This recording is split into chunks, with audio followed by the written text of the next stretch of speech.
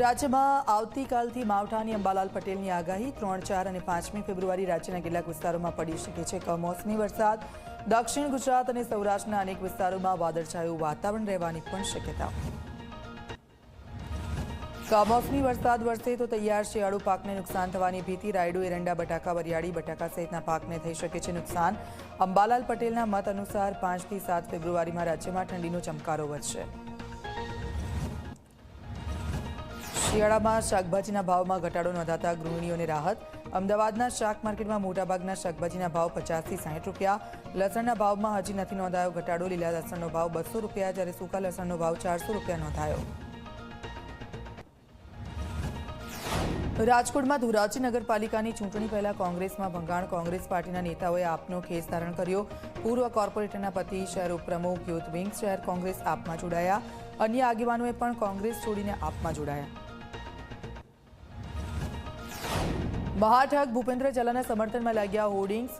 વી support બીઝેડના લખાણ અને ફોટા સાથે આ હોર્ડિંગ્સ લાગ્યા। મોડાસા રાજેન્દ્રનગર હાઈવે પર 50 થી વધુ હોર્ડિંગ્સ લાગ્યા। ભૂપેન્દ્ર ઝાલા પોન્જી સ્કીમમાં આરોપમાં છે જેલમાં। હોર્ડિંગ્સ કોણે લગાવ્યા તે મોટો સવાલ। ખ્યાતિ હોસ્પિટલ કાંડ બાદ રાજકોટમાં ઓલિમ્પસ હોસ્પિટલને પ્રધાનમંત્રી જન આરોગ્ય યોજનામાંથી બહાર કઢાઈ છે। ઓલિમ્પસ હોસ્પિટલમાં ક્લેમની રકમના ચેડા થતા હોવાનું સામે આવ્યું છે। ગેરરીતિની પહેલ આરોગ્ય વિભાગે કરી કાર્યવાહી। સાપુતારાના માલીગામ ઘાટ પાસે બસ પલટી જતા 5 મુસાફરોના મોત થયા છે। ઉત્તર પ્રદેશની 50 મુસાફરો ભરેલી બસ સાપુતારાથી શામગાન જઈ રહી હતી અને તે સમયે ડ્રાઈવરે સ્ટીયરિંગ પરથી કાબુ ગુમાવતા બસે પલટી મારી। અકસ્માતમાં ઘાયલ થયેલા લોકોને સારવાર માટે ખસેડાયા હોસ્પિટલ। વડોદરાના પીપળિયા ખાતે બીએપીએસ સ્કૂલનું મુખ્યમંત્રી ભૂપેન્દ્ર પટેલે લોકાર્પણ કર્યું। ધારાસભ્યો, સાંસદો, માજી મંત્રી સહિત મોટી સંખ્યામાં લોકો હાજર રહ્યા। 108 વજ્ર રાજકુમાર મહોદય પણ હાજર રહ્યા। અમદાવાદ મહાનગરપાલિકાના આરોગ્ય વિભાગે વારંવાર તળાવમાં વપરાતા તેલના લીધેલા નમૂનાના માત્ર 0.5% નમૂના ફેલ ગયા છે। 3071 નમૂનામાંથી માત્ર 16 નમૂનાઓનો રિપોર્ટ ખરાબ આવ્યો છે। 2018 થી 21 સુધી ફરસાણ તળવા માટે વપરાતા તેલનો એક પણ ટેસ્ટ ન થયો।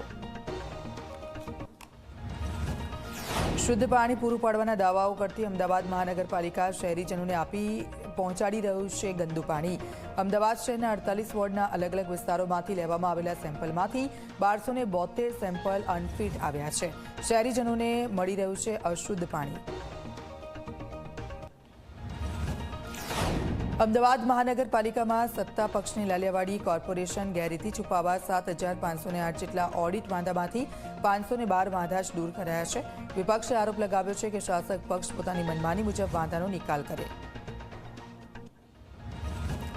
તો સુરતમાં ગેરકાયદે ડોમમાં ચાલતા ભંગારવાડાને લઈને ધારાસભ્ય વિનુ મોરડિયાએ સંકલન સમિતિની બેઠકમાં મુદ્દો ઉઠાવ્યો છે। ગેરકાયદે ડોમ હટાવવા માટે નોટિસ આપી હોવાનું પણ અધિકારીએ વાત કરતા વિનુ મોરડિયા ગુસ્સે થયા છે। રેસિડેન્ટ વિસ્તારમાં ભંગારના ગોડાઉન તાત્કાલિક હટાવવાની રજૂઆત કરી। તો ખ્યાતિ હોસ્પિટલના સીઈઓ રાહુલ જૈનની જામીન અરજી પર 4 ફેબ્રુઆરીએ હાથ ધરાશે સુનાવણી। આરોપી ડોક્ટર પ્રશાંત વજીરાણીની પત્નીને પોલીસે બનાવ્યા છે સાક્ષી। રાહુલ જૈને કરેલી જામીન અરજી પર સુનાવણી પૂરી થતાં હવે 4 ફેબ્રુઆરીએ કોર્ટ ચુકાદો સંભળાવશે।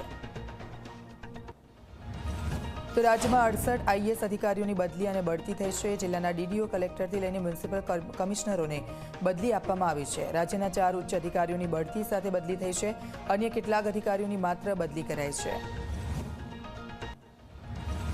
અમદાવાદના નવા મહાનગરપાલિકાના કમિશનર બન્યા છે બચ્છાનિધિ પાની। અવંતિકા સિંહને જીએસએલના એમડીનો વધારાનો ચાર્જ સોંપાયો છે। તો વિનોદ રાવ લેબર સ્કિલ ડેવલપમેન્ટના પ્રિન્સિપલ સેક્રેટરી, તો થેરન્સના સ્પોર્ટ્સ ડિપાર્ટમેન્ટના પ્રિન્સિપલ, જ્યારે વિજય નહેરા અને ઉદિત અગ્રવાલ કેન્દ્રમાં ડેપ્યુટેશન પર। સુરતના